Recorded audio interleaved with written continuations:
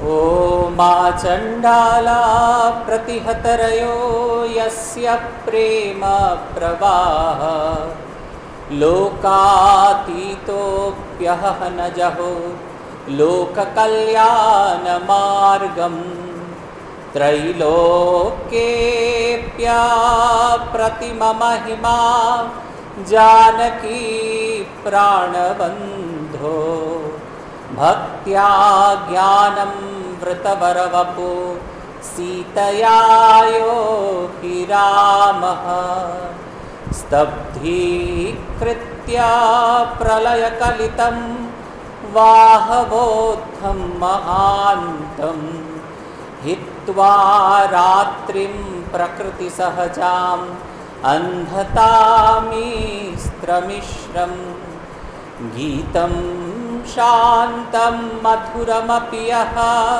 सिंहनादं जगर्ज सोऽयं जातप्रथितपुरुषो रामकृष्णस्त्विदानीं जय जय रामकृष्णो वाञ्छाकल्पतरु जय जय भगवान जगतेर गुरु जय जय गुरुमाता जगत जननी रामकृष्ण भक्तिदात्री चैतन्य दायिनी जय जय रामकृष्ण इष्टगोष्ठीगण सबार चरण रेणु मागे अधम।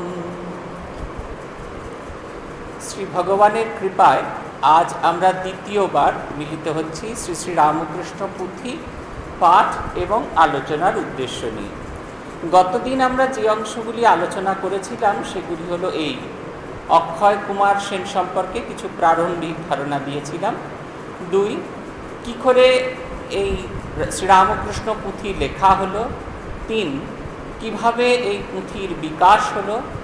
चार এই পুঁথি লিখতে গিয়ে শ্রীরামকৃষ্ণকে কীভাবে তিনি স্মরণ করেছেন নানাভাবে এইটি, এবং শুরু করেছিলাম শ্রীরামকৃষ্ণ পুঁথির দুটি অংশ দিয়ে। এক, যখন প্রথমবার তিনি সেই বাড়িতে গিয়ে শুনলেন সত্যনারায়ণের সিন্নির কথকথা, সেটি তাকে কিভাবে অনুপ্রাণিত করলো এই পুঁথি লেখার ব্যাপারে, সেই অংশটি আমরা পাঠ করেছিলাম। আর পাঠ করেছিলাম শ্রীরামকৃষ্ণের ইষ্ট বংশের কথা, তার বাবার কথা, তার মায়ের কথা, তাদের পরিবারের যাদের আছে তাদের খালি উল্লেখ ছিল। প্রভু আসছেন, দুটি দিব্য স্বপ্নের কথা আমরা আপনাদের বলেছিলাম। একটা হচ্ছে শ্রীরামকৃষ্ণের বাবা দেখছেন গয়াধামে গিয়ে যে স্বয়ং ভগবান এসেছেন, আসবেন, তাকে বলছেন তোমার বাড়িতে আমি জন্মগ্রহণ করব। এটি বোঝাতে গিয়ে আমরা বলেছিলাম যখন ভগবান বলছেন সেই অবস্থাতেও তিনি কতটা সক্রিয়, কতটা জাগ্রত। স্বপ্ন অবস্থায় তিনি দেখছেন ভগবান এসেছেন তার কাছে, ভগবান প্রার্থনা করছেন তোমার ঘরে আমি জন্মগ্রহণ করতে যাব। আর সে অবস্থাতেও তিনি কতটা অতন্দ্র। তিনি তখনও বলছেন যে আমার যে আর্থিক অবস্থা তাতে তোমাকে আমি আমার বাড়িতে নিয়ে যেতে পারি না। এই যে আমাদের একটা প্রথাগত ধারণা আছে, খানিকটা বোকার মতো আচরণ না করলে ধার্মিক বলে আমাদের লোকে বুঝতে পারে না, সেটা যে কতখানি আমাদের বোকামি সেগুলো এই অবতারের জীবনের লীলা থেকে আমরা অনুধাবন করতে পারি। অবতারের জীবনের লীলা বুঝিয়ে দেয় যে কোনো রকম শোবাজি নয়, কোনো রকম দেখানো কিছু নয়। ধর্ম যে আত্মানুভূতির ওপর নির্ভর করে সেটি হচ্ছে সবচেয়ে বড় কথা।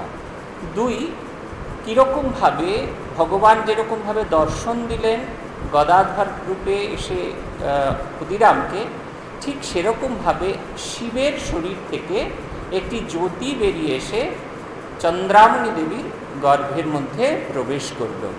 শিবের শরীর কেন? শিব শব্দের অর্থ হচ্ছে কল্যাণ। তাই শ্রীরামকৃষ্ণের গর্ভে যে সন্তান আসবে সেই সন্তান জগৎ কল্যাণকারী হবেন, এটি এই জ্যোতি পথে তার আগমনের দ্যোতক। এটা বোঝায় যে সেই এক পরম পুরুষ আসছেন যার উপস্থিতি আগামী দিনের মানুষের কাছে খুব কল্যাণকারী হয়ে উঠবে। এই কথাগুলি আমরা গতদিন আলোচনা করেছিলাম। আরেকটি জিনিস বলেছিলাম, যেটা দিয়ে শেষ করেছিলাম। পুথিকার বলেছিলেন তার মায়ের গল্প খুব সরল স্বাভাবিক। শ্রীরামকৃষ্ণের মায়ের গল্প খুব সরল স্বাভাবিক। লীলা প্রসঙ্গকার বলছেন তাকে ডাকা হতো হাওড়ো বলে। হাওড়ো মানে যার পেটে কথা থাকে না, যিনি কখনো কাউকে অপর ভাবেন না। জগতের সবাই তার নিজের লোক, আপনার লোক, এই বোধটা তার ভেতরে সদা সর্বদা জাগ্রত হতো। সকলকে তিনি ভালোবাসতেন, সকলকে তিনি বিশ্বাস করতেন। সেই হাওড়ো মহিলা তিনি যখন দেখলেন যে তার শরীরের ভেতরে সেই জ্যোতি প্রবেশ করছে, তাই তিনি যখন জ্ঞান ফিরে পেলেন, যখন তিনি এটা বলছেন, কেউ এটা তার কথা বিশ্বাস করছেন না। বিশ্বাস তো শুধু করছেনই না, তিনি যেন ভুল কিছু বলেছেন এইরকম একটি কথা, এরকম একটি ভাব তারা প্রকাশ করছেন। সেদিনকে আমরা আলোচনা শেষ করেছিলাম এইভাবে যে নানা জনে নানা মতে নানা কথা কহে, অবাক হইয়া আই দাঁড়াইয়া রহে। এই নানা জনে নানা কথা বলছে যে তোমার মাথা খারাপ হয়েছে, তুমি ঠিক মতো দেখোনি। আর ইনি অবাক হয়ে দেখছে যে এই মানুষগুলোর উপর আমি ভরসা করি, এই মানুষগুলোকে আমি ভালোবাসি, অথচ এই মানুষগুলো আমাকে ঠিক পাত্তাই দেয় না, হাঁ করে সেটা দেখছে। যে কজন সেদিন সঙ্গী ছিলেন তাদের মধ্যে ধনী কামারিনীর ছোট্ট একটু কথা আমরা বলেছিলাম, যে ধনী কামারিনী প্রসঙ্গে পুথিকার কত উচ্চ কথা বলছেন জগৎ প্রভু তাকে মা বলে সম্বোধন করছেন। জগৎ প্রভু যাকে মা বলে সম্বোধন করেন তিনি আর যাই হোক, তিনি খুব সামান্য নহেন। বলছেন আমরা পরবর্তীকালে এই ধনী কামারিনীর বিষয় আরও বিস্তারিতভাবে আপনাদের বলবো। এইখানে গিয়ে আমরা থেমেছিলাম, এবার আমরা এগোবো। গয়াধাম হইতে চাটুর যে মশায়, করণ সমাধা করি ফিরিলা আলায়। সব নিবেদিয়া তারে আই ঠাকুরানী, যেদিন যেখানে যাহা দেখিলেন তিনি। স্বপনের কথা দিজ সরিয়া অন্তরে, আইরে কহেন কথা না কবে কাহারে। দিন দিন যায় যত গর্ভ তত বারে, কান্তি দেখে অপরের ভ্রান্তি হয় তারে। আইর লাবণ্য ছটা অতি অপরূপ, স্বরূপ খুচিয়া হইল সুরূপ স্বরূপ। স্বভাব হইল যেন ঠিক পাগলিনী, দেখে শুনে প্রতিবাসী করে কানাকানি। যে রূপ রূপের ছটা গর্ভিণীর গায়, বোধহয় ব্রহ্ম দৈত্য পেয়েছে উপায়। কেহ বা কয় বহু বয় গর্ভ হলে, কেহ কয়ে বহু বয় গর্ভতায় হলো। বাঁচে কিনা বাঁচে বুঝো এইবার গেল, আইও কেমন হইলা ভূতে পাওয়া মতো। কখনে উল্লাস ত্রাস কথা নানা মতো, কখনো বলেন তিনি হৃদয় কপটে। প্রতিস্পর্শে গর্ভ নয় কি ঢুকেছে পেটে, দেখেন শুনেন কত গর্ভ অবস্থায়। অতি অসম্ভব কথা কখনে না যায়, গর্ভ অবস্থার কথা সুন্দর ভারতী। দেখেন কতই দেব দেবীর মূরতি। যখন তিনি ফিরে এলেন, গদাধরের বাবা ক্ষুদিরাম ফিরে এলেন গয়াধাম থেকে, তখন আই ঠাকুরানী তাঁর দর্শনের কথা বললেন। ক্ষুদিরাম নিজের দর্শন এবং আই ঠাকুরানীর দর্শন, এই দুজনের দর্শনকে মিলিয়ে অনুভব করলেন যে জগৎপ্রভু আসছেন কোনো একটি উচ্চতর উদ্দেশ্য নিয়ে। তাই তিনি বললেন যে তার আগমন বার্তা যেন লুক্কায়িত থাকে, জগতের সকলের কাছে যেন এটা প্রকটিত না হয়। তিনি বললেন যে স্বপনের কথা দ্বিজ করিয়া স্মরণ, আইরে কহেন কথা না কবে কাহার, না কবে কাহারে। আই স্বপনের কথা দ্বিজ সরিয়া অন্তরে, আইরে কহেন কথা না কবে কাহারে। তিনি বলছেন যে স্বপনের কথা তিনি স্মরণ করে আইকে বললেন যে এই গোপনীয়তা রক্ষা করা ভীষণভাবে প্রয়োজনীয়। অতএব এই কথাগুলি তুমি যাত্রার সামনে বলো না, কারণ তিনি জানেন যে আইর পেটে কথা থাকে না, এই কথা বেরিয়ে যাবে। সবাই তো ঠিক সেইভাবে গ্রহণ করতে পারবে না, তাই এর অন্যরকম মিসইন্টারপ্রিটেশন হবে। তাই আইকে তিনি সাবধান করে দিলেন যে এ কথাগুলি তুমি কাউকে আর বলো না। যত দিন যায়, যত গর্ভ অবস্থায় আই প্রভুকে ধারণ করা শুরু করলেন, তার গর্ভে সেই ছোট্ট দেবশিশু যত একটু একটু করে বাড়তে থাকলো, তত আইয়ের ভিতরের এক অদ্ভুত পরিবর্তন হলো। তার বাহ্যিক রূপ যেটা, সেটি একেবারে বিকশিত হলো, একদম ঝকঝকে অপূর্ব সুন্দর দেখতে হলো। দেখে শুনে প্রতিবাসী করে কানাকানি, যেরূপ রূপের ছটা গর্ভিণীর গায়ে, বোধহয় ব্রহ্মদৈত্য পেয়েছে ইহায়। সবাই কানাকানি করতে থাকলো, আরে বাবা, এ যা সুন্দর দেখাচ্ছে, এত বেশি বয়সে সন্তান হচ্ছে, নিশ্চয়ই ব্রহ্মদৈত্যতে পেয়েছে, কারণ তার আচরণগুলো খুব অস্বাভাবিক। পুথিকার লিখছেন কীরকম অস্বাভাবিক, বলছেন আইর লাবণ্য ছটা অতি অপরূপ, স্বরূপ খুচিয়া হইল সুরূপ ও স্বরূপ। এই কথাটি তিনি ব্যবহার করছেন, স্বরূপ খুচিয়া হইল সুরূপ ও স্বরূপ। আমাদের প্রত্যেকের একটা নিজস্ব স্বরূপ থাকে। আপনি যখন বাড়িতে থাকেন, নিত্য নিজের কাজকর্ম করেন, তখন আপনার একটা স্বরূপ, কিন্তু যখন মঠে আসেন দেখবেন আপনার নিজের স্বরূপটাই বদলে গেছে। আপনি মন্দিরে বসে যখন ঠাকুরের কাছে প্রার্থনা করেন, তখন ওই ডালেতে ফোড়ন দিয়েছেন কিনা বা ফোড়ন একটু বেশি তেল দেওয়া হয়ে গেছে, এগুলো কি ভাবেন? তা ভাবেন না, তখন হাঁ করে ঠাকুরের কথা ভাবেন। তখন আপনি যখন খণ্ডন হো বন্ধন গান, তখন আপনার ভেতরে সেই আনন্দের প্রকাশ হতে থাকে। বড় ছেলেটা এসে ঢাকা দেওয়া ভাতটা খেলো কি খেলো না, সেই নিয়ে মনের একটা কোণে খচখচ করতে থাকে, কিন্তু সবটা হয় না। দেখুন, বাড়িতে যেটা থাকে সেটা হচ্ছে আপনার স্বরূপ। আপনি যখন বাড়ি থেকে অন্য জায়গায় চলে এলেন, ভগবত স্থানে চলে এলেন, উচ্চতর অংশে চলে এলেন, যেখানে উচ্চতর বিষয় নিয়ে আলোচনা হচ্ছে, উচ্চতর বিষয় নিয়ে ভাবনা চিন্তা চলছে, সেখানের স্বরূপটা কিন্তু অন্যরকম, সুরূপ স্বরূপ। সেই রূপটা অনেক সুন্দর, অনেক ভালো। ঠিক সেই রকমভাবে ভগবান যখন আসছেন, ভগবানকে আমরা যখন হৃদয়ে অনুভব করি, ভগবানকে আমরা চাই কেন, ভগবানকে আমরা স্মরণ করি কেন?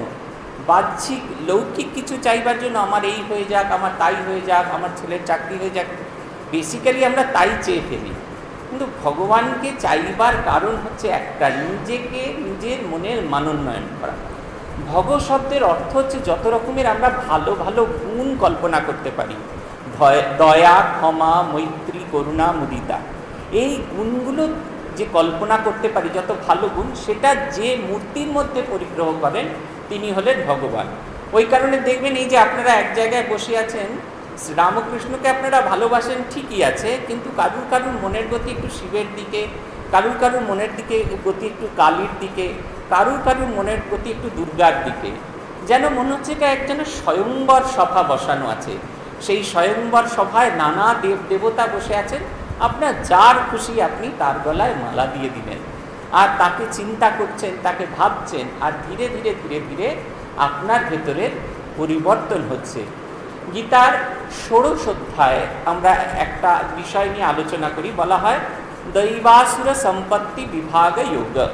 দৈবী এবং আসুরি এই সম্পত্তি, মানে এই যে সম্পদ, এটির বিভাজনকে বোঝানো হয়। দৈবী মানে কি আপনার মাথায় সঙ্গে সঙ্গে ওই বিষয়গুলো ভাবনা চিন্তা করে শঙ্খচক্র গদা পদ্ম হয়ে যাবে, তা কিন্তু নয়। বা আসরিক বিষয়গুলো চিন্তা করা মানে হচ্ছে আপনি ওই টিভি সিরিয়ালে রাবণের মতো 10টা মাথা হ্যাঁ হ্যাঁ হ্যাঁ করে হাসবেন, এরকম কি হয়? তা কিন্তু নয়। দুটো জীবন আছে আমাদের, একটা হচ্ছে মরাল লাইফ আর একটা হচ্ছে ইমোরাল লাইফ, নৈতিক জীবন, আর একটা হচ্ছে অনৈতিক জীবন। দৈবিক গুণগুলোকে অভ্যাস করলে আমরা নৈতিক জীবনের দিকে এগোই, আসরিক গুণগুলোকে আমরা অভ্যাস করলে আমরা আসরিক জীবনের দিকে এগিয়ে যাই। দেখবেন, একটা ছোট্ট উদাহরণ দিই, ডাক্তারদের ক্ষেত্রে খুব প্রযোজ্য হয়। আমরা ডাক্তারদের বলি, আহা মানুষ তো নয়, যেন দেবতা। তার মানে কি তিনি মাথায় মুকুট, হাতে শঙ্খচক্র গদা পদ্ম আর গলায় স্টেথোস্কোপ নিয়ে আপনাকে দেখতে যাচ্ছেন? তা নয়। তিনি তার নৈতিক জীবনের মান এত উন্নয়ন করেছে, দেবতা ভিন্ন অন্য কোনো কিছুর সাথে তার তুলনা করা সম্ভব হচ্ছে না। তাই আমরা বলি এ মানুষ নয়, স্বয়ং দেবতা। ঠিক সেই রকমই যে আমাদের যে স্বরূপ, সেটাকে ছেড়ে যখন আমরা উন্নততর জিনিস চিন্তা করি, সেটাকে তখন আমাদের মনের মধ্যে সেটা পার্মানেন্ট, স্থায়ী একটা ছাপ দেয়। তাই বলছেন স্বরূপ ও স্বরূপ। ঠাকুর বলছেন না, বাপের সম্পত্তি ছেলে পায়। বাবা একটা বাড়ি রেখে গেছে, লিখে দিয়ে গেছে আমার মৃত্যুর পর অমুকে পাবে, 3 তলা বাড়ি, তার 8খানা ঘর আছে, সব কটা আপনি পেয়ে গেলেন। ভগবানের সম্পত্তি, ভগবানকে চিন্তা করলে ভগবানের সম্পত্তি আমরা পাই। ভগবানের সম্পত্তি কি? গুণগত সম্পদ, যেগুলো চিন্তা করতে করতে, যেগুলো ভাবতে ভাবতে আমাদের নিজেদের ভেতরে পরিবর্তন হয়। যখন সেই গুভার হারণ সেই শ্রীরামকৃষ্ণের জননীর গর্ভের মধ্যে প্রবেশ করেছেন, তিনি তো জানেন, কাউকে বলছেন না, কিন্তু তিনি তো জানেন সেই জ্যোতি থেকে এই সন্তানের জন্ম হয়েছে। তার কাছে এটা ভগবানের একটা কৃপা। যতবার তিনি সন্তানের গায়ে হাত দিচ্ছেন, ততবার তার ওই স্মৃতিটি জাগৃত হচ্ছে, ততবার তার মনটি ভগবানের দিকে যাচ্ছে এবং তত তার হৃদয় উদার হচ্ছে। লীলা প্রসঙ্গকার বলছেন এই সময় তার ভিতরে সবচেয়ে বেশি মমতা এবং ভালোবাসার প্রকাশ হয়েছিল। আমরা আগের দিন বলেছিলাম যে ওনার একটা বৈশিষ্ট্য ছিল, উনি গ্রামের প্রত্যেকের, নিজে খাবার আগে প্রত্যেকের ঘরে ঘরে যেতেন, গিয়ে দেখতেন সবাই খেয়েছেন কিনা।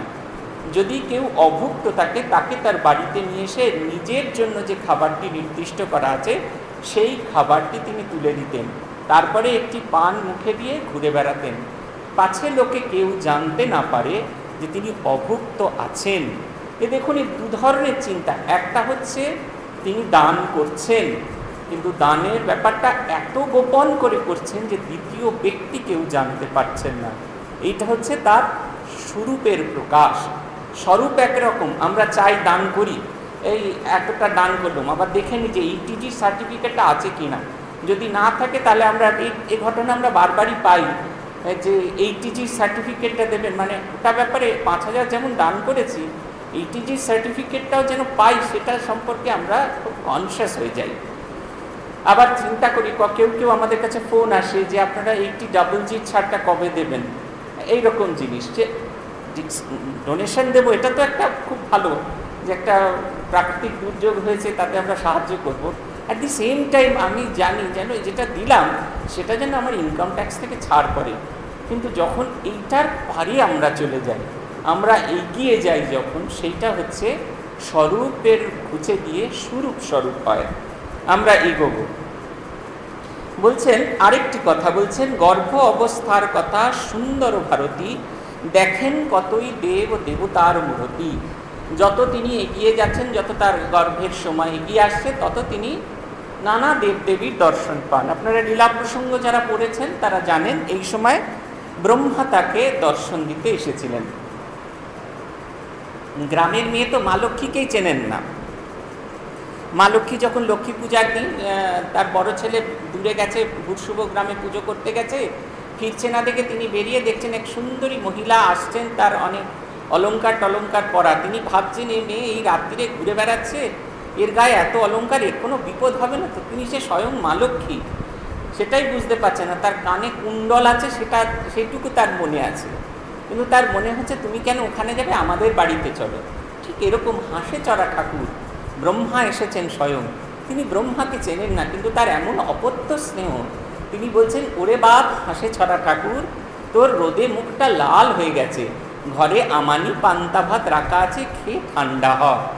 দেখুন স্নেহ কোন জায়গায় উদয় হলে, ব্রহ্মার গায়ের রং কালো অরুণ বর্ণ, কিন্তু তার মনে হচ্ছে যে রোদ্দুরের তাপে তার মুখখানা লাল হয়ে গেছে। অপত্য স্নেহ কোন জায়গায় পৌঁছলে আমরা এটাই আসি। বলছেন তোর মুখ রোদ্দুরে লাল হয়ে গেছে, ঘরে আমানি পান্তা রাখা আছে, ভাত ভিজিয়ে রাখা আছে। ঠান্ডা ভিজে ভাত খেলে শরীরে, এই গরম থেকে এলে শরীরে ক্লান্তি দূর হয়। বলছে ওরে বাবা হাসে ছড়া ঠাকুর, ঘরে আমানি রোদ্দুরে তোর মুখ লাল হয়ে গেছে, ঘরে আয়, এসে ঘরে আমানি পান্তা রাখা আছে, খেয়ে শান্ত হ। দেখুন এই যে আমরা বলছি না স্বরূপ খুঁচিয়া হইল স্বরূপ ও স্বরূপ, এ কিন্তু খুব সহজে হয় না, জানেন তো।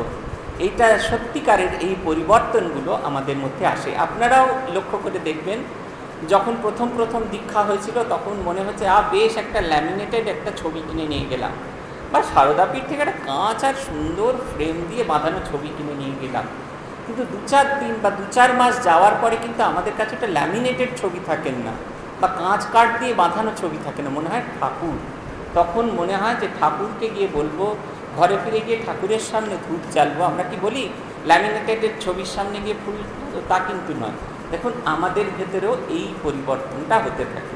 আর সেখানে ভূভার হরণ ভার, সেই স্বয়ং নারায়ণ আসছে, তার মায়ের ভিতরে তো এই পরিবর্তন খুব স্বাভাবিক। 3-4 মাস গর্ভ আইরো যখন, একদিন ঘটে এক অদ্ভুত ঘটন।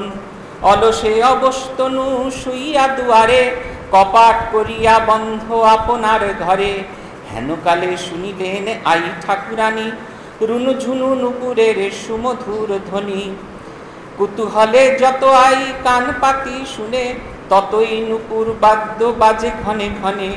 আশ্চর্য গনিয়া আই ভাবে মনে মন, নুপুর বাদ্য ঘরে হয় কি কারণ। কপাট করেছি বন্ধ শূন্য ঘরে দেখি, বুঝি মোর অগোচারে কেহ গেছে ঢুকি। এত ভাবি কপাট খুলিয়া দেখে আই, ঠিক সেই শূন্য ঘর কেহ কোথা নাই। কারে কিছু না কহিয়া মৌন হইয়া রয়েন, স্বামীরে কহিলা ঘরে আইলা যখন। নুপুরের বাদ্য ঘরে কি কারণ হয়, বুঝি না কি হেতু তাই হয়েছে বিস্ময়। ব্রাহ্মণ বুঝিল তত্ত্ব ভার্যার কথায়, লয়ে তারে সঙ্গোপনে কতই বুঝায়। অতি মঙ্গল কথা না করিবে ভয়, হইবে গোকুল চাঁদ ভবনে উদয়। একদিন তিনি বলছেন যে তিনি একদিন শুয়ে আছেন, নুপুরের ধ্বনি শুনতে পাচ্ছেন। প্রথমে ঝিনঝিন করে, তারপর যত কান খাড়া করে শুনছেন তত সেই নুপুরের বাদ্য যেন বাড়ছে। সরল মানুষ ভাবছে দরজা বন্ধ করে আমি ঘরের ভেতরে শুয়ে আছি, কোনো লোক ঢুকলো না, তাও কি করে এই নুপুরের ধ্বনি হচ্ছে, এর কারণ তো আমি বুঝতে পারছি না। বারবার তিনি এদিকে তাকান ওদিকে তাকান, বাধ্য হয়ে ঘরের বাইরে চলে গেলেন দরজা খুলে।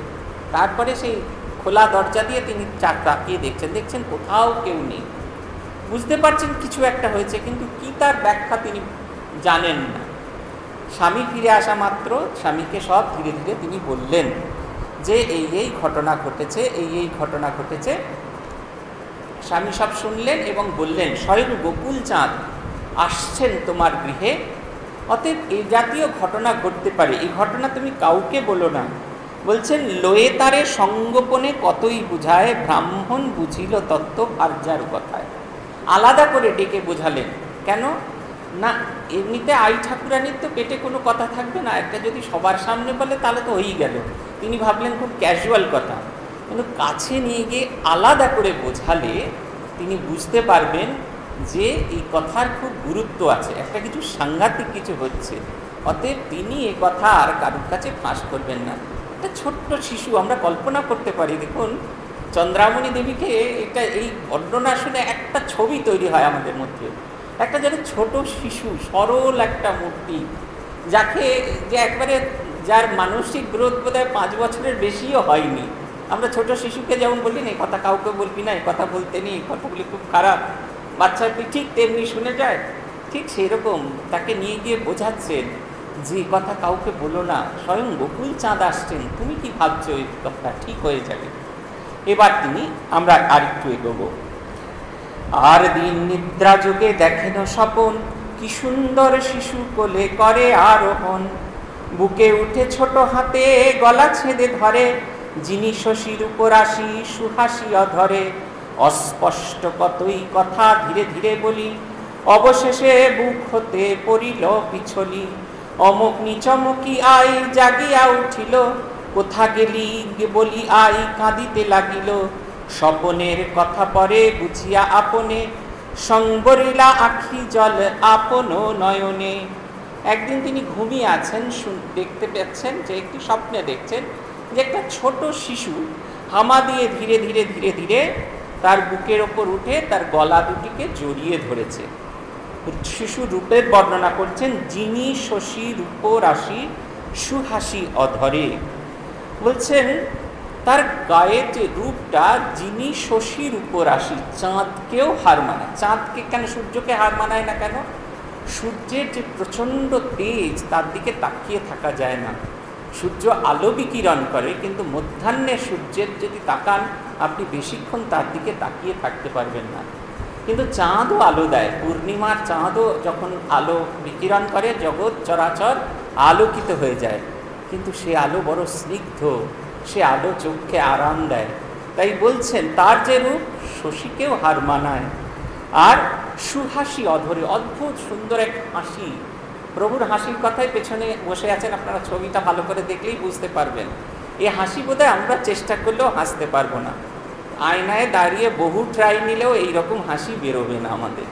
তাই বলছেন এই হাসির একটা মানে মিনি সংস্করণ চন্দ্রামণি দেবী দেখলেন। বলছেন যিনি শশী রূপরাশি সুহাসি অধরে, অস্পষ্ট কতই কথা ধীরে ধীরে বলে। অস্পষ্ট, স্পষ্ট স্বরে নয়, বাচ্চারা যেরকম কথা বলে কত কি বলতে থাকে ধীরে ধীরে বলে।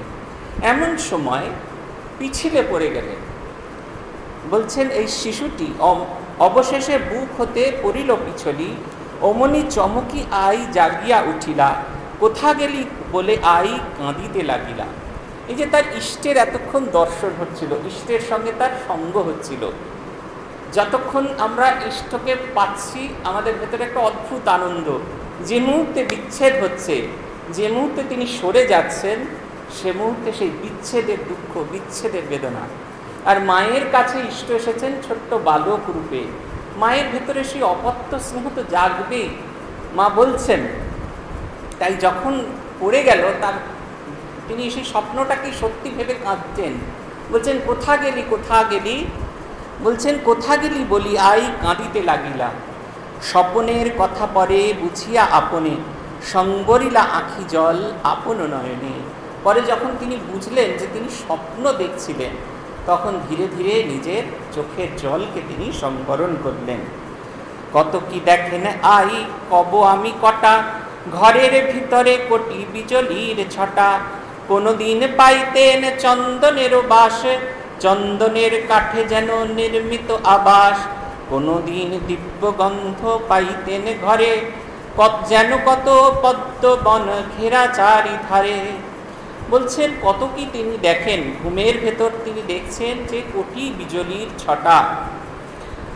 কোনোদিন তিনি চন্দনের সুগন্ধ পেতেন, মনে হতে যেন তার বাড়িটাই অন্য কোনো কাঠ নয়, স্বয়ং ঠিক চন্দন কাঠ দিয়ে তৈরি, এত সুন্দর গন্ধ বেরোচ্ছে। কোনোদিন মনে হতো তার সমস্ত বাড়িটা পদ্ম ফুলের, পদ্ম বনের মধ্যে যেন তার বাড়িটা অবস্থান করছেন, এমন এক দিব্য গন্ধ তিনি পেতেন।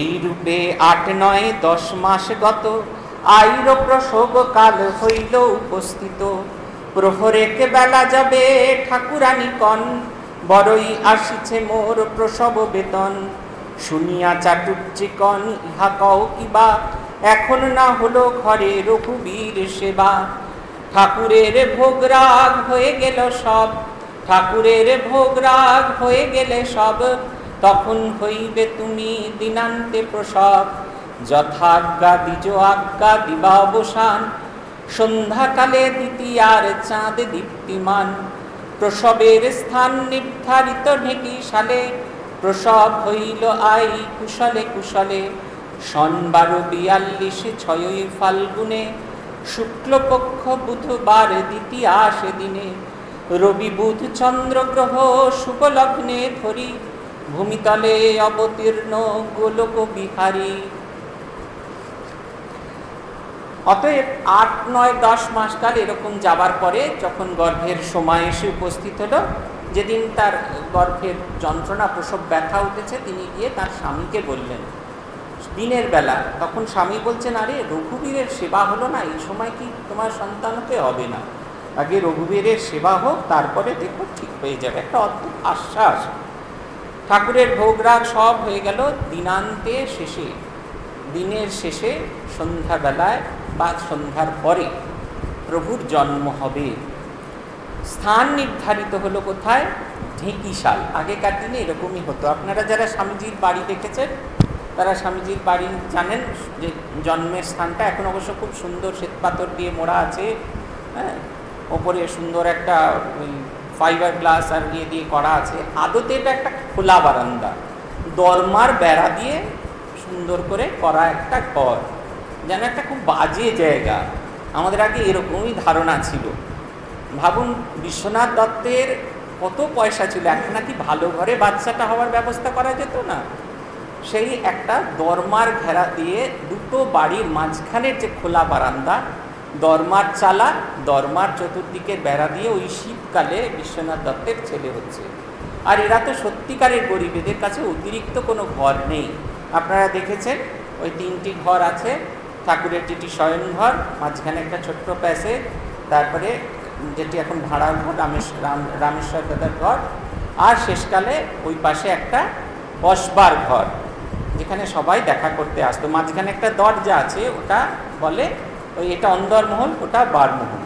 আর যেখানে এখন ঠাকুরের মন্দির, শুধু দরমা দিয়ে ঘেরা একটা ঢেঁকিশাল ছিল, ঢেঁকিতে চাল কোটা হতো ওখানে।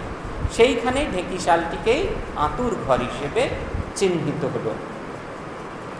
এমন নয় ফাল্গুন মাসে যে ঠান্ডা ছিল না, এমন নয়, কিন্তু মানুষ কি রিস্ক নিয়ে করতেন এই জিনিসগুলো।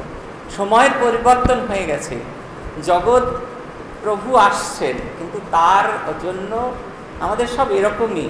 এক বোধহয় রামচন্দ্র আর বুদ্ধদেবের বোধহয় একটু ভদ্রলোকের মতো ব্যবস্থা হয়েছিল, নাহলে কৃষ্ণ ঠাকুরের হচ্ছে কংসের কারাগারে, আর আমাদের প্রভু এলেন এখানে, আর বেথলেহেমে যিশু সে তো আস্থা বলে, এই হচ্ছে অবস্থা আমাদের। তা সেইখানে আমাদের প্রভু এসে জন্মগ্রহণ করলেন। বলছেন 1242 6 ফাল্গুন শুক্লপক্ষ বুধবার দ্বিতীয়াশী দিনে, ফাল্গুন শুক্লা দ্বিতীয়াতে প্রভুর জন্ম হলো। সেদিনকে সে সময় জন্মগ্রহণ যখন তিনি করলেন, শুক্লপক্ষ বুধবার দ্বিতীয়াশী দিনে রবি বুধ চন্দ্র গ্রহ শুভ লগ্নে তরি ভূমিতলে অবতীর্ণ গোলক বিহারী। 3টি রাশি রবি বুধ এবং চন্দ্র, এরা খুব বিশেষভাবে শুভ একই লগ্নে তারা বিরাজ করছেন। বলছেন রঙ্গপ্রিয় রঙ্গময় রঙ্গপ্রিয় রঙ্গেরও কারণ, বারে বারে হয় তার মর্তে আগমন। জন্মমাত্র রঙ্গেরও আরম্ভ হইল তার, তাজ্জব অদ্ভুত কথা বিস্ময় ব্যাপার। ঢেঁকির লেজের তলে গর্ত এক থাকে, সদ্য যত ট্যাঁকরিয়া তথা গেছে ঢুকে। ধনী কামারিনী ছিল অদূরে বসিয়ে, শিশুর রোদন শুনি উতরিল ধে। মহানন্দে আসে ধনী ইতি উতি চায়, সুতিকা আগারে শিশু দেখিতে না পায়। বিস্ময় মানিয়া ধনী খুঁজে চারিধারে, পায়ে শেষে ঢেঁকিলেজ গর্তের ভিতরে। সুদীর্ঘ আকারে শিশু পরম সুন্দর, শোভা পায়ে গায়ে বর্ণ যিনি শশধর।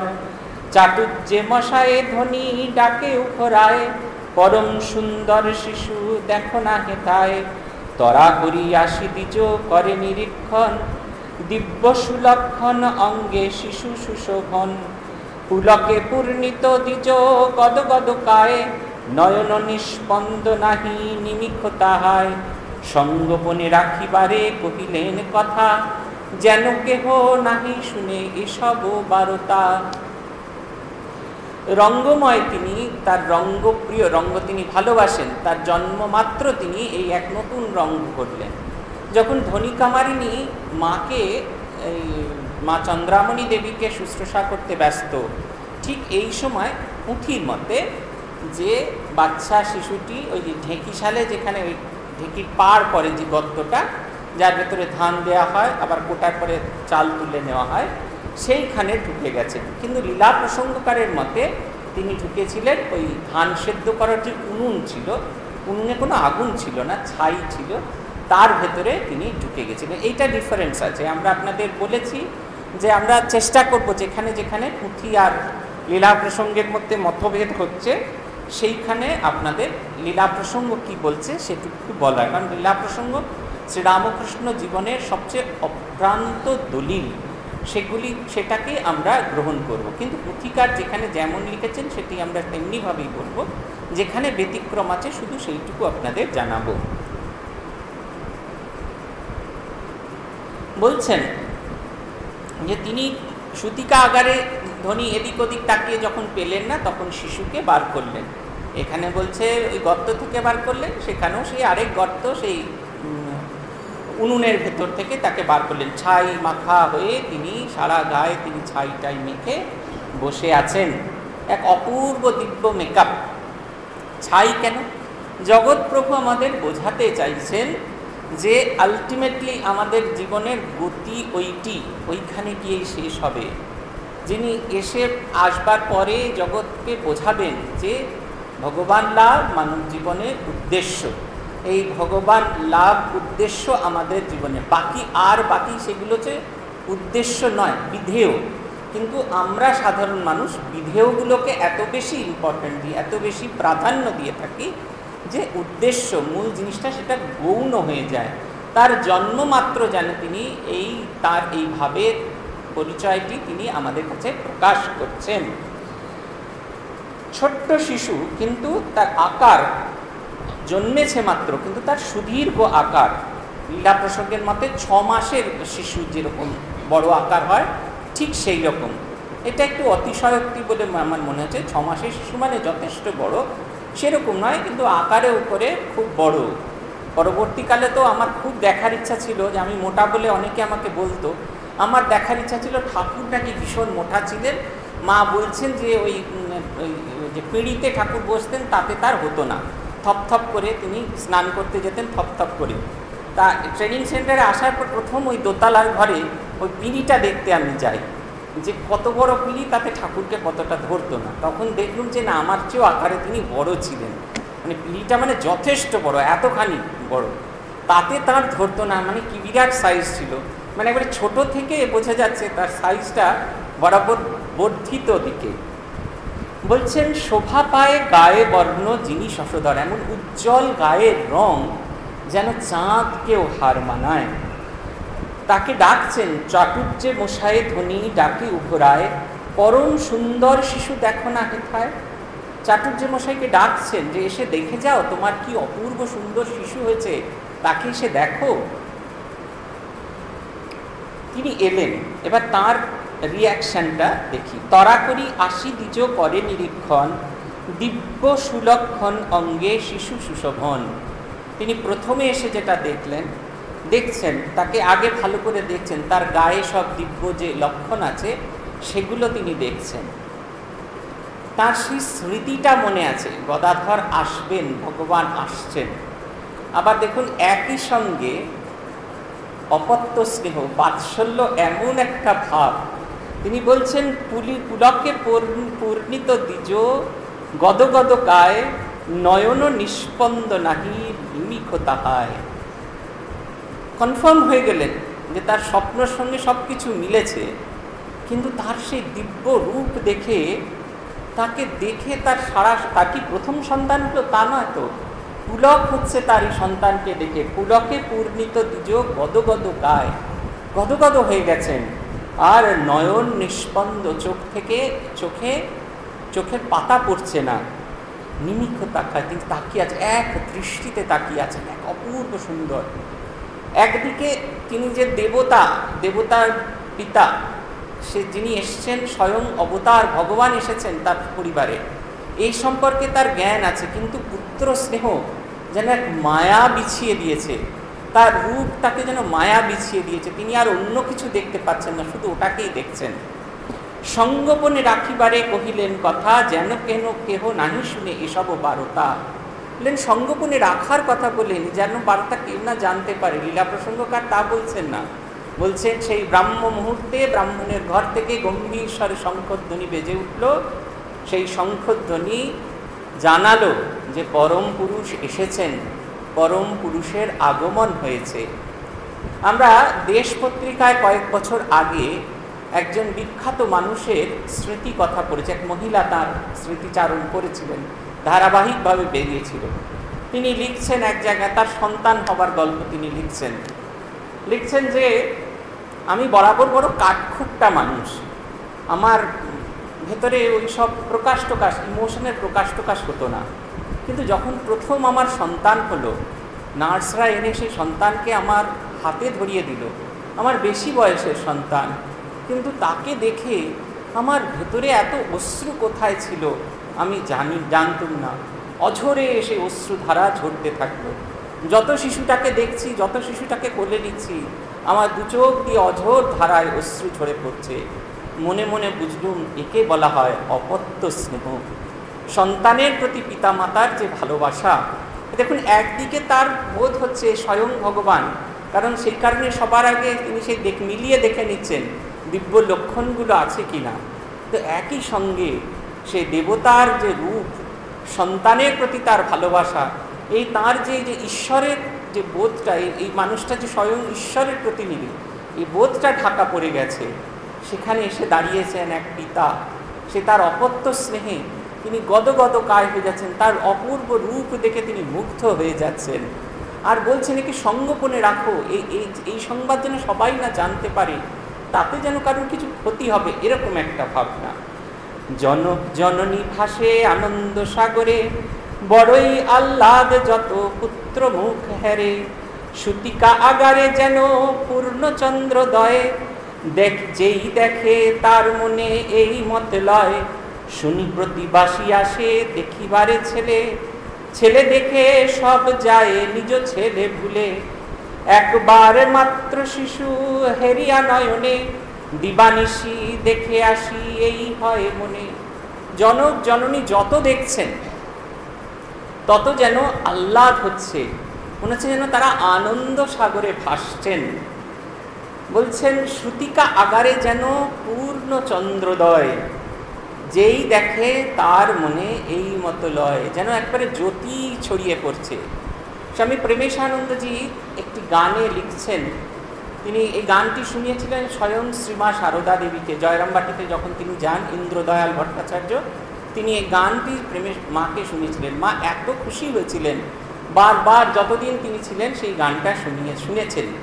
সেখানে এক জায়গায় লিখছেন, হেরি হাসি রাশি ব্যাকুল হৃদয়, বুক চিরে রাখি মনে সাধ হয়, যেন মর জগতের মলা মাটি লাগি ও হাসি হইবে ম্লান। বলছেন হেরি হাসি, তার সে দিব্য হাসি দেখে হেরি হাসি রাশি ব্যাকুল হৃদয়, বুক চিরে রাখি মনে সাধ হয়, মনে হয় একে মাটিতে রাখলে চলবে না, পাছে মর জগতের মলা মাটি লাগি ও হাসি হইবে ম্লান। পাছে এই মর জগতের মলিন মাটির স্পর্শ লাগলেও হাসি যেন ম্লান হয়ে যাবে। একে কোথায় রাখতে হবে? নিজের বুক চিরে তার ভেতরে রাখতে হবে, যেন সর্বসমক্ষে একে রাখা যায় না।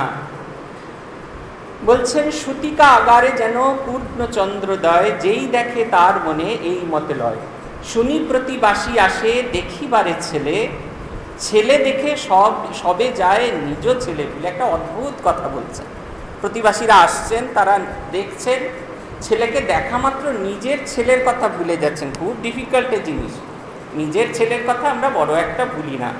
যতই পাশের বাড়ির ঘুচুমুচুকে আমরা ভালোবাসি, তার নিজের ছেলের জন্মদিনে বাটি বাটি পায়েস করে খাওয়াই, কিন্তু নিজের ছেলের জন্য বড় জামবাটিতে করে রাখি।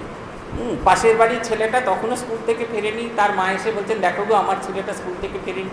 আমিও বলি হ্যাঁ সত্যি খুব চিন্তা হচ্ছে, কিন্তু মনে মনে ভাবছি যে আমার ছেলেটা আসছে কিনা, ও ছেলে ঠিক যাক, আমার ছেলে ঠিক আছে কিনা। নিজের ছেলেকে বড় একটা আমরা ভুলে যাই না, কিন্তু প্রভুর এমন দিব্য আকর্ষণ যে তাকে দেখে জগতে নিজের ছেলে ভুলে গেছে। এই ঘটনা এরকম আরও আছে। যখন পাইন্ডের বাড়িতে তিনি গেছেন, সেই তাদের বাড়ির মেয়েরা খুব প্রোটেক্টেড রয়েছে, তারা অহংকার করতেন যে আমাদের বাড়ির মেয়েদের বাইরের পুরুষরা দেখতে পায় না। যখন তিনি সেই সুতো বেচার যে সেই মেয়েদের মতো সাজ করে গেছেন, গিয়ে সেখানে তাদের বাড়িতে গিয়ে বলছেন বাবা হাটে সুতো বেচতে এসেছিলুম, সঙ্গীরা সব ফেলে চলে গেছে, আমাকে একটু তোমাদের এখানে স্থান দাও। ঠাকুরকে তারা মেকআপ দেখে বুঝতেই পারলেন না যেটি পুরুষ, তাকে বাড়ির ভেতর ঢুকতে দিলেন।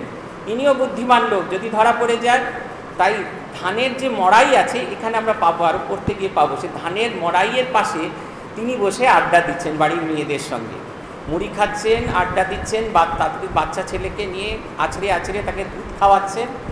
আর এত গল্প হচ্ছে, বিকেল গিয়ে সন্ধ্যা গড়িয়ে গেছে, সন্ধ্যা গিয়ে রাত হয়ে গেছে, মায়েরা ভুলে গেছেন রাত্রিরে রান্না করতে হবে, সন্তানদের খেতে দিতে হবে। তার চেয়েও বড় আশ্চর্য কথা এখানে আছে।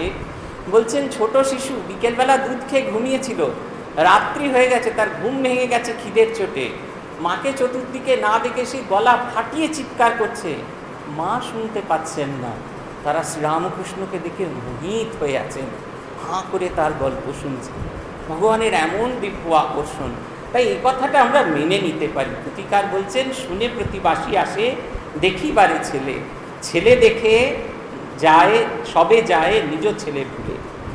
একবার মাত্র শিশু হেরিয়া নয়নে, দিবানিশি দেখে আসি এই হয় মনে। একবার দেখার পরে মনে হয় বারবার দেখি, একবার দেখে যেন মন ভরছে না।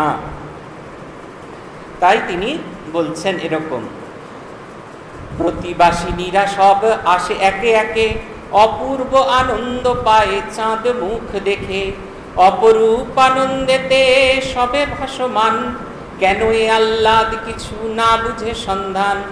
নানা কথা নানা জনে করে কানাকানি, এমন সুন্দর শিশু দেখি, এমন সুন্দর ছেলে না দেখি না শুনি। কেমন এ ছেলে দেখো জীবন জুড়ায়, শুধু অঙ্গে তবু যেন মণিরত্ন গায়ে। দেখেছি তো কত ছেলে, এ ছেলে কেমন, দিবানিশি বসে দেখি এই হয় মন। নিকটস্থ গ্রামে গ্রামে পড়ে গেল সারা, হয়েছে বাছনি মুখ চন্দ্রিমার পাড়া। দলে দলে মেয়ে ছেলে আসে দেখিবারে, অপূর্ব আনন্দ পায় চাঁদ মুখ দেখে। সবাই সেই প্রতিবেশীরা যত আসে ভগবানের মুখ দেখে আনন্দ পায়।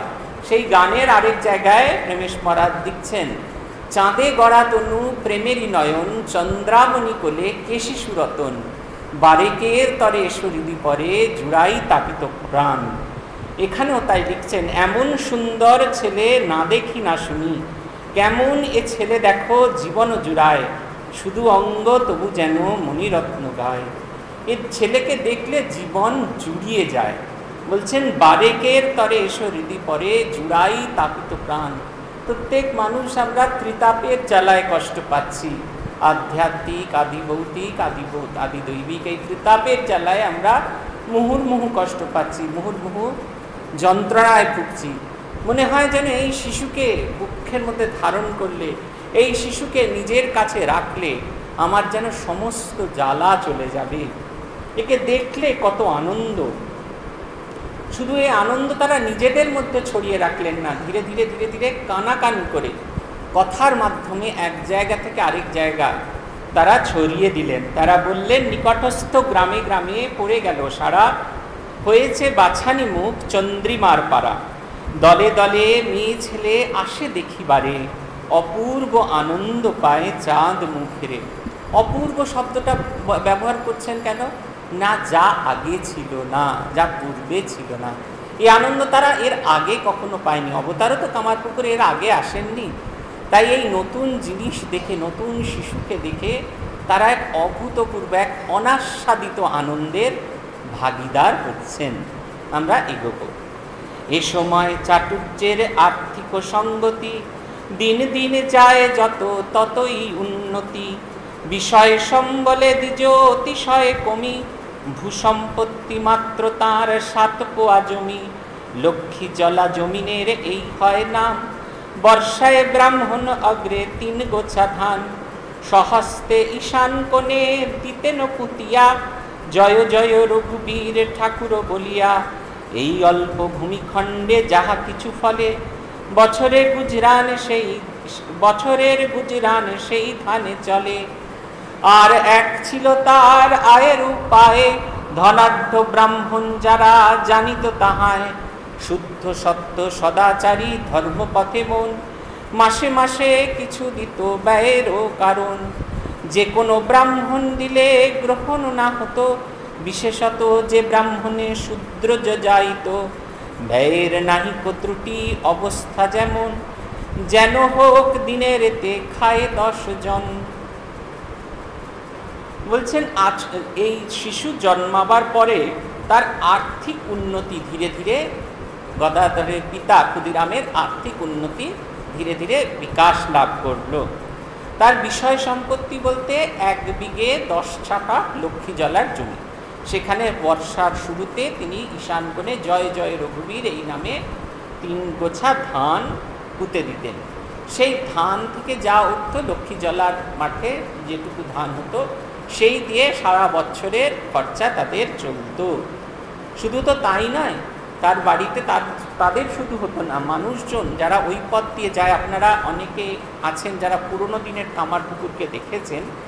আগে কামারপুকুরের বাস রাস্তা যাওয়ার রাস্তাটা ছিল ঠাকুরের ঘরের পাশ দিয়ে, এখন যেখানে রাস্তা সেটা ছিল না। কোনো একটা সময় এক দুর্ঘটনায় ঠাকুরের ঘরের চাল বাস থেকে যাওয়া কোনো মানুষের খাওয়া বিড়ির টুকরে আগুনে একবারে ভস্ম হয়ে যায়।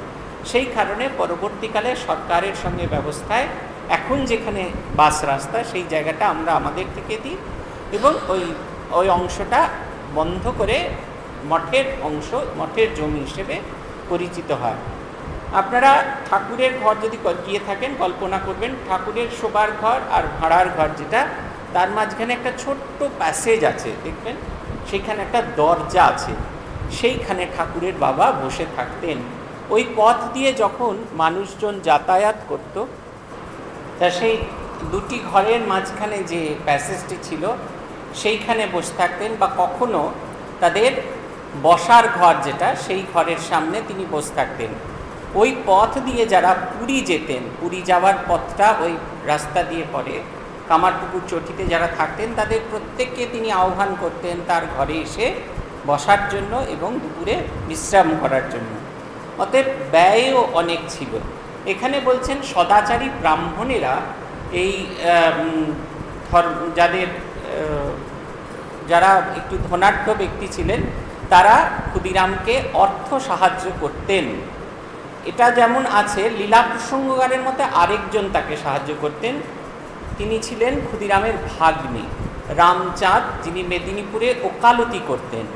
তিনি শ্রীরামকৃষ্ণের এই শ্রীরামকৃষ্ণ বা গদাধর যখন এই ধরণীতে এলেন, তার দুধের জন্য প্রথমে একটি গাভী দিয়েছিলেন এবং পরবর্তীকালে তিনি বহু অর্থ তিনি দিতেন। তিনি মামাকে খুব শ্রদ্ধা করতেন এবং আপনাদের যদি স্মরণ থাকে তাহলে জানবেন যে ক্ষুদিরামের দেহত্যাগও হয়েছিল এর বাড়িতে।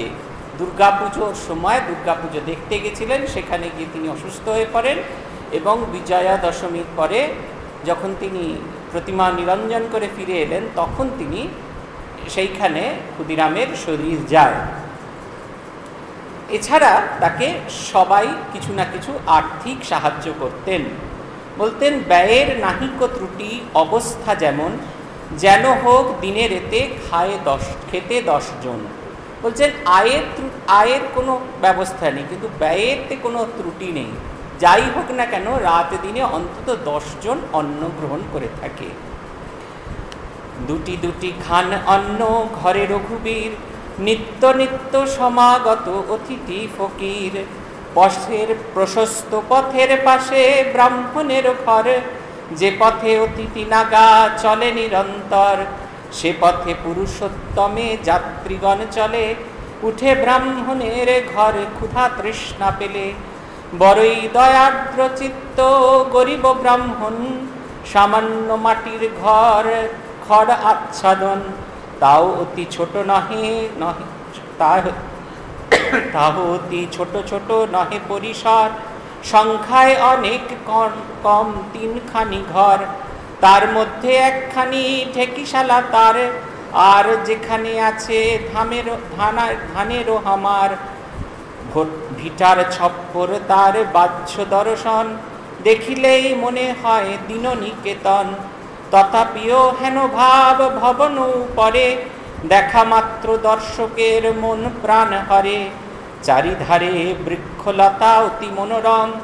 যেন মহাতপস্বর ঋষির আশ্রম, শুদ্ধ সত্তা ভাবময় শান্তিকর স্থান। ক্ষুধা তৃষ্ণা বাড়ি দয়া সদা বিদ্যমান। বলছে আমরা আগে বললাম যে অতিথি নাগা এবং পুরুষোত্তম ক্ষেত্রের যাত্রীগণ এই পথ দিয়ে যাবার পথে তাদের আহ্বান করা হতো এবং তারা আহুত না হলেও তারা এই বাড়িতে আসতেন। বাড়িতে যে খুব গ্ল্যামার ছিল তা নয়, একবারে দেখলেই মনে যেত এটা গরিবের বাড়ি, কিন্তু এক অপূর্ব শুদ্ধ সাত্ত্বিক ভাব প্রকাশিত হতো এই বাড়ি থেকে। বাড়িটি দেখলেই মানুষের, বলছেন যেন মহাতপস্বর ঋষির আশ্রম, চারিধারে বৃক্ষলতা অতি মনোরম। তথাপিহ হেন ভাব ভবন উপরে, দেখা মাত্র দর্শকের মন প্রাণ হরে।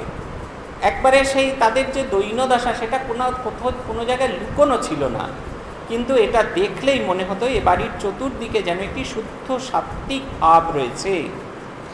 আর এ দেখা মাত্র মানুষের প্রাণ হরণ করত বলেই তারা ধীরে ধীরে এই বাড়িতে আসতেন।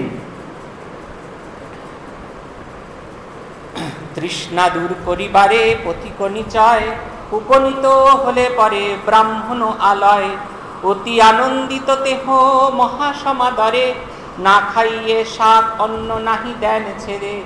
আর্থিক উন্নতি এই অন্যে অন্নদান, কোথা হতে জুটে ঘরে না জানে সন্ধান।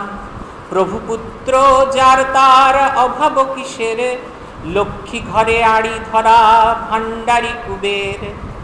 বলছেন তৃষ্ণা দূর করিবারে পথিক নিচয়, শুধু জল খাবার জন্যই যদি মানুষ আসতো, তৃষ্ণার্ত হয়ে মানুষ আসতো, উপনীত হলে পরে ব্রাহ্মণ আলয়। অতি আনন্দিত দেহ মহাসমাদরে, না খাইয়ে শাক অন্ন নাহি দেন ছেড়ে। কিন্তু এমন আন্তরিকতা, এমন ভালোবাসার সঙ্গে ক্ষুদিরাম এবং তার পরিবারবর্গ তাদের গ্রহণ করতেন। তাদের সামান্য আয়োজন শাক এবং ভাত, সামান্য শাক অন্ন বলতে এখানে খুব সামান্য আয়োজন, খুব প্রচুর ব্যঞ্জন দিয়ে খাওয়া দাওয়া নয়, কিন্তু তাকেও ছাপিয়ে যেত তাদের আন্তরিকতা। এটা আপনারা দেখবেন বহু জায়গায় আছে, খুব সামান্য হয়তো ব্যবস্থা, কিন্তু আন্তরিকতার গুণে আমরা সেই আমন্ত্রণকে বহু সময় উপেক্ষা করতে পারি না। তাই বলছে না খাইয়ে শাক অন্ন নাহি দেন ছেড়ে। সে একটু জল খেতে এসেছিল, তাকে একেবারে দুপুরের ভোজন করে তারা ছাড়তেন। এবং এই যে আসছে তার প্রতি যে অন্নদান, তাদের এই যে কাজ ছিল, তাতেই তাদের অর্থ আসতো, তাদের খাবার কি করে এসে যেত তার কেউ সন্ধান দিতে পারে না। পুথিকার শেষ করছেন, যেটা দিয়ে আজকে আমরা শেষ করব। প্রভুপুত্র যার তার অভাব কিসের, লক্ষ্মী ঘরে আড়ি ধরা ভাণ্ডারি কুবের।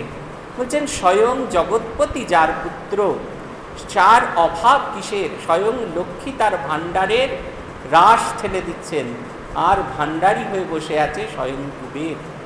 সেখানে কোনো অন্যের অভাব নেই। এইখানে শেষ প্রভুর গল্প আবার আমরা একসঙ্গে শুনব। জয় জয় রামকৃষ্ণ বাঞ্ছাকল্প তরু, জয় জয় ভগবান জগতের গুরু, জয় জয় গুরু মাতা জগত জননী, রামকৃষ্ণ ভক্তিদাত্রী চৈতন্য দায়িনী। জয় জয় রামকৃষ্ণ ইষ্ট গোষ্ঠীগণ, সবার চরণ রেণু মাগে অধম।